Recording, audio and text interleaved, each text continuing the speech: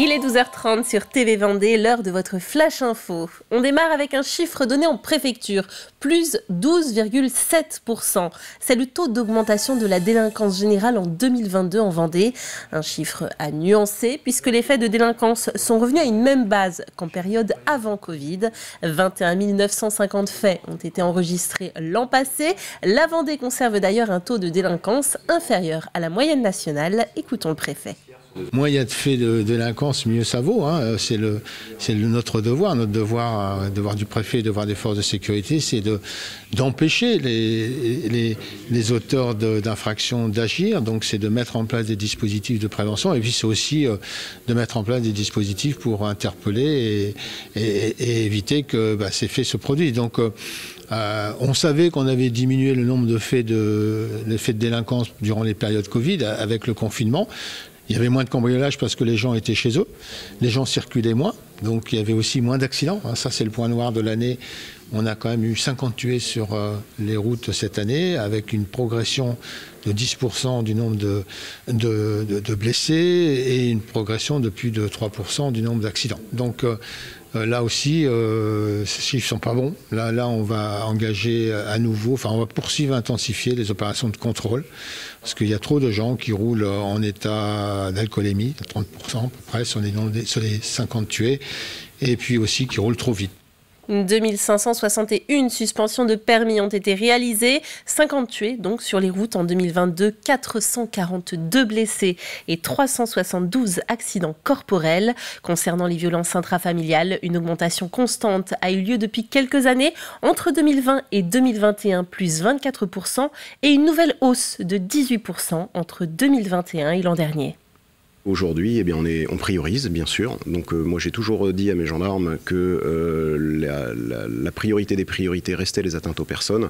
Aujourd'hui, les atteintes aux biens, et particulièrement les cambriolages, sont en forte hausse. Ça a été souligné, même si, je le rappelle, on est encore à des niveaux qui sont en dessous de 2015. On a moins de cambriolages aujourd'hui qu'en 2015, 2016, 2017, 2018, 2019. Et il y a eu cette particularité de 2020 et 2021 où ça avait vraiment drastiquement baissé. Mais je ne me satisfais pas de cette situation. Évidemment, en fonction des phénomènes qu'on détecte, on se met en devoir de lutter contre. Aujourd'hui, une fois qu'on a compris que la priorité des priorités resterait les violences intrafamiliales dans le cadre des atteintes aux personnes, ma deuxième priorité, ça devient les cambriolages et la lutte contre les stupéfiants. Voilà, si on devait résumer les trois priorités, les choses sur lesquelles on investit beaucoup de monde, beaucoup d'enquêteurs, beaucoup d'énergie, beaucoup d'heures gendarmes, beaucoup de monde sur le terrain. Dans un autre domaine, elle a reçu au mois de décembre le prix Ville Moyenne pour l'introduction d'un bus à hydrogène vert dans son circuit de transport urbain. L'agglomération de La Roche-sur-Yon vient d'acquérir un second bus similaire. Il se recharge en moins de 10 minutes pour une autonomie de 450 km. L'agglomération a présenté également une voiture citadine à hydrogène de marque Toyota Mirai. Elle servira au déplacement des élus. C'est la volonté de La Roche-sur-Yon agglomération de continuer à décarboner ces déplacements.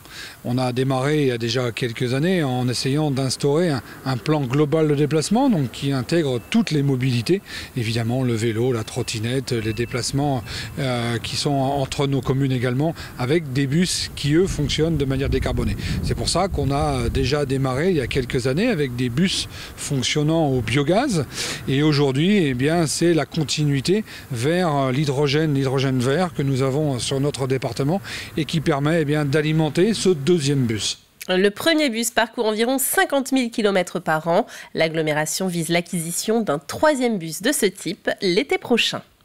Depuis mai 2021, ils sont tous les vendredis devant l'hôpital. Mais cette fois, ils ont voulu marquer un grand coup. À Luçon, un rassemblement s'est tenu ce samedi pour réclamer le maintien des urgences et du SMUR 24 heures sur 24 et 7 jours sur 7. 180 personnes étaient présentes. Une mobilisation à l'initiative de l'association d'usagers pour la défense de services publics du pays de Luçon. En ce moment, le bloc opératoire et le laboratoire sont fermés la nuit. Les urgences fonctionnent encore, mais en mode dégradé et elles pourraient bien suivre le même chemin. Est en ligne de mire la transformation de l'hôpital du site hospitalier de Luçon en hôpital de proximité. Et donc ça, nous le refusons parce que nous considérons qu'un hôpital de proximité, c'est pas un hôpital général, c'est pas un hôpital, c'est pas ce qui correspond aux besoins de la population aujourd'hui. On a une définition très complète d'un hôpital de proximité tel que nous on le définit, qui n'est pas l'hôpital de proximité tel qu'il est défini dans la loi. On ne veut pas une dégradation par rapport à ce qu'on a. On ne veut même pas forcément un statu quo parce que ça ne nous satisfait pas. On veut au contraire une évolution. On ouvre à présent une page sport avec pour commencer ce match en retard de la 16e journée de National 2 de football. Les Herbiers recevaient Vierzon, la lanterne rouge du classement. Et les Rouges et Noirs ont étrillé cette équipe du Cher. Un but en première mi-temps, 5 en seconde. Une très belle victoire et 4 succès de rang pour les Herbiers qui s'emparent de la première place avec 2 points d'avance sur le Gol FC. Une légère avance sur le plan comptable qui invite à la prudence dans le staff vendéen. Satisfaction déjà, bien évidemment, d'avoir gagné 6-0.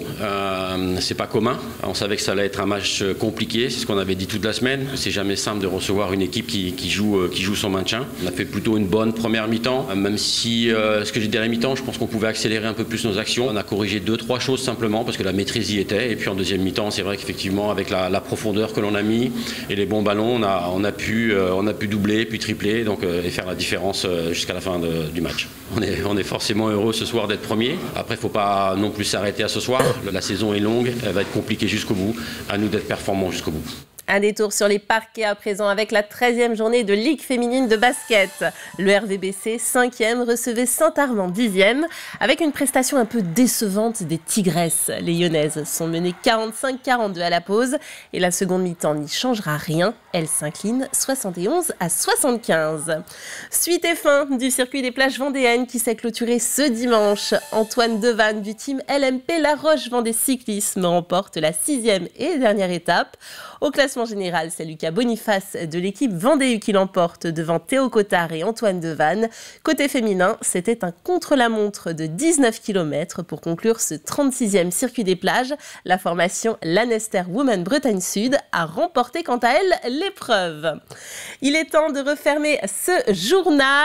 Un petit mot de météo en quelques secondes puisque le soleil va briller pendant tout l'après-midi. Il faudra donc en profiter avec des températures plus qu'agréables. Merci d'avoir été avec nous et passez une très très belle après-midi. J'aurai le plaisir de vous retrouver à 18h pour une nouvelle édition plus complète. À tout à l'heure et merci.